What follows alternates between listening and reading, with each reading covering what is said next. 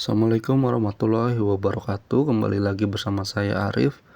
Baik, pada materi kali ini saya akan menyampaikan terkait dengan self-management. Apa itu self-management? Self-management atau manajemen diri adalah kemampuan untuk mengatur diri sendiri secara efektif. Dalam bisnis, manajemen diri mencakup kemampuan untuk mengelola waktu, mengatur emosi, memprioritaskan tugas, untuk mengambil keputusan yang tepat, dan mengatur pikiran. Manajemen diri tidak hanya berperan penting dalam meningkatkan efisiensi dan produktivitas, tetapi juga dalam mencapai tujuan dan kesuksesan di kehidupan pribadi. Dalam konteks bisnis, manajemen diri adalah kemampuan penting bagi seorang pemimpin agar bisa mengatur dirinya sendiri, mengendalikan emosi, mengambil keputusan yang tepat, dan menetapkan tujuan yang jelas untuk dirinya sendiri dan timnya. Seorang pemimpin dengan kemampuan manajemen diri yang baik akan dapat memotivasi timnya, mengembangkan keterampilan interpersonal, dan beradaptasi dengan perubahan. Selain itu, manajemen diri juga berperan penting dalam mengembangkan kreativitas dan inovasi, meningkatkan kinerja dan efektivitas, serta menciptakan lingkungan kerja yang sehat dan produktif. Apa saja contoh self-management sebagai pemimpin yang baik? Self-management terdiri dari beberapa aspek penting yang dapat membangun kita menjadi pemimpin yang baik. 1. Manajemen waktu. Manajemen waktu adalah kemampuan untuk mengelola waktu dengan baik. Hal ini mencakup kemampuan untuk membuat jadwal yang efektif, memprioritaskan tugas, dan menghindari perilaku yang menghabiskan waktu seperti menunda-nunda.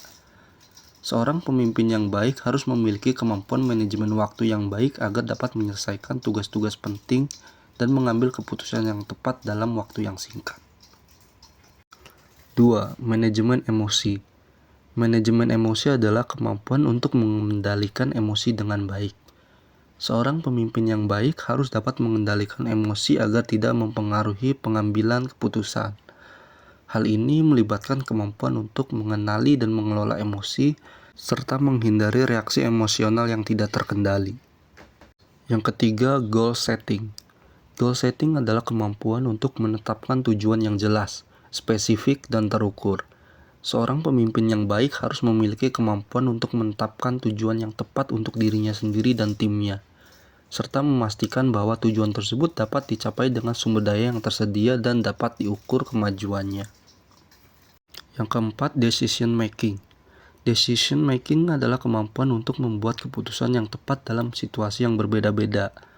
Seorang pemimpin yang baik harus memiliki kemampuan untuk membuat keputusan dengan cepat dan tepat, serta mempertimbangkan berbagai faktor lain seperti resiko, waktu, dan efektivitas.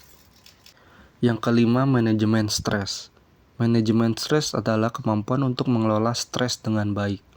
Seorang pemimpin yang baik harus memiliki kemampuan untuk mengatasi stres dan tekanan yang dihadapi, serta menghindari efek negatif stres pada kesehatan fisik dan mental. Hal ini mencakup kemampuan untuk mengembangkan strategi untuk mengatasi dan melepas stres. 5 tips meningkatkan self-management. Setiap orang perlu mengembangkan keterampilan manajemen diri yang baik. Oleh karena itu, berikut beberapa tips untuk meningkatkan keterampilan manajemen diri yang dapat kita pelajari.